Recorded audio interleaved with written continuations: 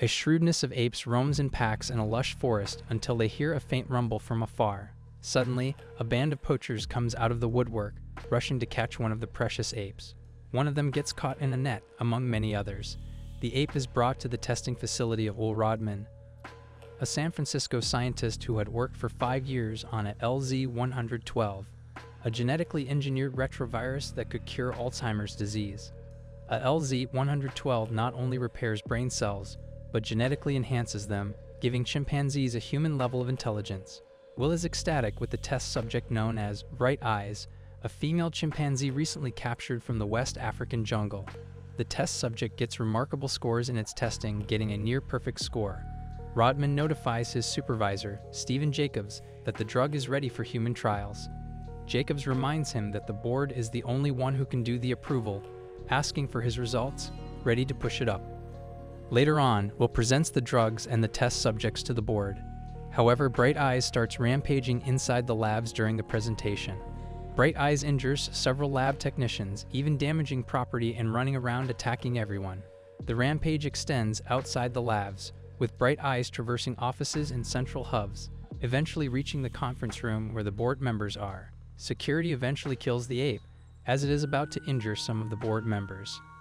The rampage dashes any hopes of a LZ-112 going into human trials, resulting in the entire program being pushed back to its molecular development trials. However, it is then discovered that Bright Eye's aggression was not due to the drug, but her maternal instinct to protect her baby, to whom she had secretly given birth a day or two earlier. Jacobs orders all 12 test chimpanzees put down after Bright Eye's rampage. Robert Franklin, the chimp handler responsible for carrying out this order, cannot bring himself to kill the chimpanzee baby and instead gives it to Will. While Will does not want to take responsibility for the ape baby, Franklin instead gives him the option to euthanize it. Will takes the ape back home, checking up on Charles Rodman, his father with Alzheimer's. Will shows the ape to his father, who immediately names him Caesar. As Charles' condition progresses, he continues to teach the ape and raises him in his house. Caesar inherited his mother's high intelligence due to the drug, thus learning faster than any ape. At age 3, Caesar can learn sign language with the help of Will and another veterinarian, Carol Arana. Will also give a sample of a LZ-112 to Charles, nicking several samples from the lab. The samples do their job for Charles, restoring his ability to play the piano and the youthful skill he once had. Meanwhile, Caesar sees kids enjoying the world outside, trying to see if he can ride a bike. He intrudes on a neighbor's shed but gets caught, with the father almost ready to bash him with a bat. Will gets to him in the nick of time, saving him. Will sees that Caesar got a bruise on his knee, making him decide to bring Caesar to Carol. Carol eventually visits Will's home, developing a relationship with him and mutual care for Caesar. They go on to bring Caesar to Muir Park in Redwood to give him a way to play above the trees. They eventually catch Caesar marveling at the massive trees. This goes forward through a time skip 5 years later, where Caesar sees Will and Carol being sweet with each other. Caesar starts to question his existence, who he is, and his lineage. Will tells him the truth about the events that led to his adoption of Caesar, including the testing done on his mother. Carol also starts to question the ethics of keeping Caesar with them and the future in store for the chimp. Later on, Will discovers that Charles' immune system develops antibodies that fight off the LZ-112, having his dementia return. In his state of dementia, Charles gets into a neighbor's car and attempts to drive it as the key was carelessly left in the ignition. He presses the gas and hits the cars in front of and behind him, getting the attention of the neighbor, Hunsaker, who threatens and pushes down Charles. Caesar is also alerted to the situation and attacks the neighbor, biting his finger off in Charles's defense. The incident puts Caesar at risk, making humans fear him. Animal control brings Caesar to the San Bruno primate shelter run by John Landon. Will guides Caesar around, where he discovers that the playground is his new prison. Caesar discovers that apes are held in cages in the facility, except during intermissions when they are released into a jungle-themed play area. The apes inside the facility are oppressed by Landon's son, Dodge, who works as a guard there. Will tries to fight for Caesar's immediate release, but the entire process is slow to run. Will also checks on his dad, realizing that his father's immune system outran the virus.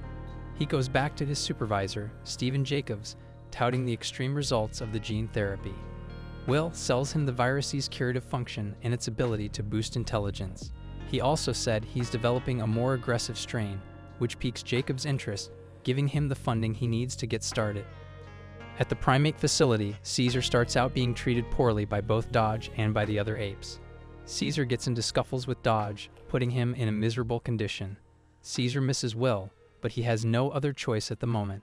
Caesar gets into a brawl with the dominant chimp, Rocket, in the exercise area. Meanwhile, Will starts testing the new LZ-113 on new chimps for potentially new results. Koba, their new test subject, shows extreme improvements in his intelligence, even knowing how to write Jacob's name. Meanwhile, Will notices that Robert, the ape handler, is sneezing out blood, having whiffed some of the gas version of a LZ-113. Later in the enclosure, Caesar manages to form a friendship with Morris, a former circus orangutan who knows sign language. Morris warns him that humans don't like intelligent apes. Will gives him a visit, only to disappoint him that his father figure left him in the facility. Caesar starts to look around for potential escape routes and ways to get out. Later, Dodge brings some friends to the facility. Without caution, his male friend moves too close to Caesar's cage and is grabbed by Caesar, having his pocket knife unknowingly stolen. Later, Caesar ties the pocket knife to a stick and uses it to unlock the door and free himself. Caesar starts a revolt, looking to free as many apes as possible. He goes into the play den, releasing Buck, a large and aggressive male gorilla. He tries to goad Buck into action, gaining his respect and friendship. With Buck at his side, Caesar lures Rocket into the exercise area, where he hits Rocket over the head with a metal gasoline canister. Caesar establishes his dominance over the apes in the facility, making him the alpha male. Will tries to use the drug on his father again, only for Charles to refuse any further treatments, passing away in his sleep. Later at the lab, Will discovers that Jacobs authorized further testing on more chimps, happy with their chimp test subjects' extremely positive test results. Will quits his job out of ethical concerns, but Jacobs is willing to continue testing. Later on, Will goes to the sanctuary to bribe Landon and let Caesar out. While Will successfully gets Landon to agree, Caesar is unwilling to go home with him, closing the cage on his father figure. The apes hail Caesar as a mark of respect.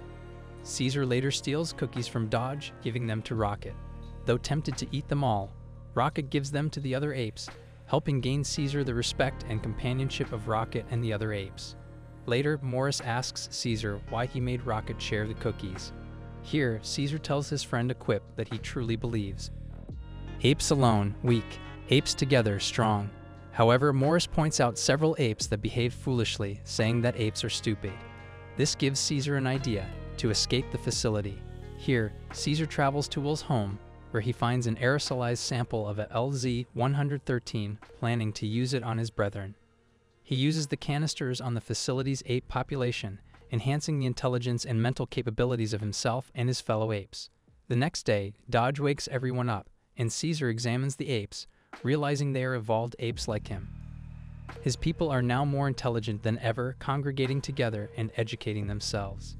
Later on, a landlord checks on Franklin in his apartment, only to discover that he's dead, bleeding from every orifice, proving the LZ-113 fatal to humans. Caesar begins to put another plan into action. That evening, Dodge notices Caesar in the play area when he is not supposed to be.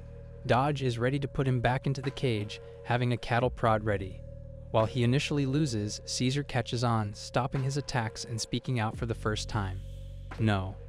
Caesar defends himself against Dodge, eventually rousing his people.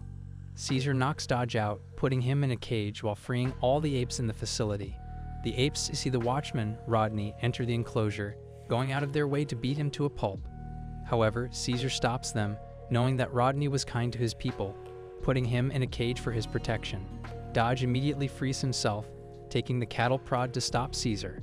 However, the ape sprays him with the fire hose, electrocuting and killing him on the spot. Caesar releases Buck and the other apes, escaping the facility in record numbers through the roof.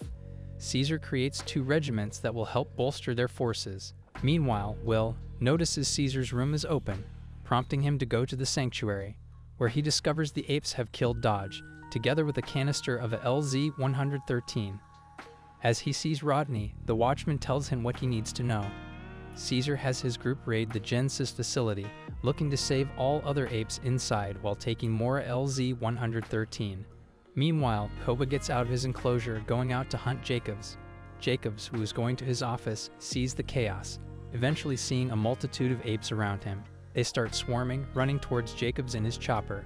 Meanwhile, the other ape contingent starts attacking the San Francisco Zoo, releasing many different apes. They start overrunning the local animal control, using spears and shields to attack any would-be resistance. Morris and Buck work together as the apes run wild to kill more law enforcement.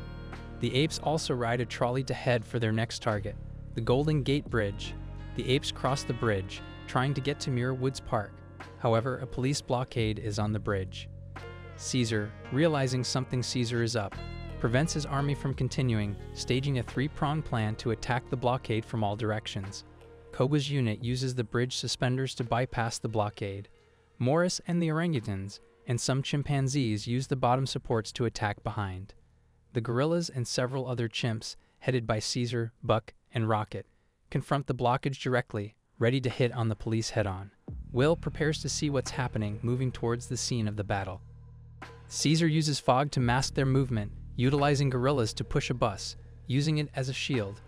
Caesar then uses a police horse to signal the attack, allowing the apes to overrun the police with their physical might. Despite their advanced weapons, the police are defeated by the apes. However, Jacobs arrives in a helicopter, and Police Chief John Hamill begins using his DWK-3 machine gun to shoot the apes, eventually targeting Caesar. However, Buck sacrifices himself to save Caesar by jumping into the helicopter, causing it to crash and kill everyone except for Jacobs. Caesar grieves his second-in-command, with Buck dying a valiant death.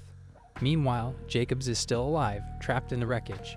Koba seizes this opportunity for revenge, sending Jacobs falling to his death into the bay below. Many of the apes survive the battle and then escape into Muir Woods Park. Will commandeers a police car, following the apes, and calls for Caesar, but Koba attacks him. Caesar appears to stop the angry bonobo before he can do any more harm to Will. Will apologizes to Caesar, warning him that humans are strong. He promises to protect Caesar if he only comes home, but Caesar, looking upon his many followers, hugs Will, telling him that Caesar is home. This surprises Will, who gives his adoptive son his blessing. Caesar climbs to the top of his favorite tree, where the other apes, Morris and Rocket, join him, basking in the glory of their first victory. In the mid-credits scene, Hunsaker, who was infected by Franklin days before, is ready to go on his trip as a pilot. As he travels to the airport, he starts experiencing symptoms of the virus. The flight boards show a single flight leaving New York, heading across the Atlantic. This further connects across the world, branching to Asia, the Middle East, and the rest of the world, showing the spread of the simian flu, denoting the upcoming decimation of humankind.